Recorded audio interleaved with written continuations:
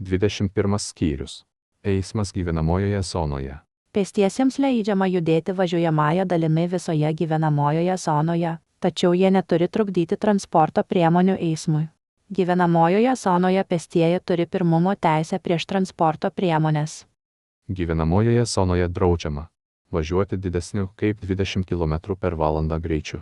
Stovėti įjungus transporto priemonės variklį ilgiau, nei būtina paruošti transporto priemonę važiuoti, nuvalyti sniegą ir panašiai. Palikti stovėti didesnės kaip 3,5 tonos didžiausiosios leidžiamosios masės krovininius automobilius, daugiau kaip 12 sėdimų vietų autobusus, taip pat traktorius, savaeiges mašinas ir jų priekabas. Draudžiama lenkti.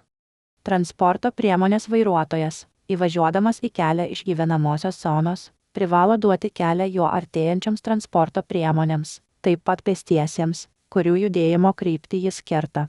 Gyvenamojoje zonoje dviračio, elektrinės mikrojudumo priemonės vairuotojui netaikomi taisyklių 57 ir 66,3 punktuose nustatyti reikalavimai važiuoti viena eile ir kuo arčiau eismo juostos dešiniojo krašto.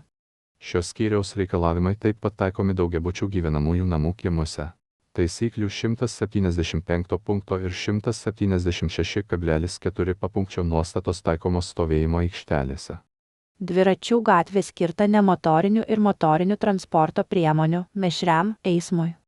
Dviračių gatvėje dviračio, elektrinės mikrojudumo priemonės vairuotojui netaikomi taisyklių 57 ir 66,3 punktuose nustatyti reikalavimai važiuoti vieną eilę ir kuo arčiau eismo juostos dešiniojo krašto.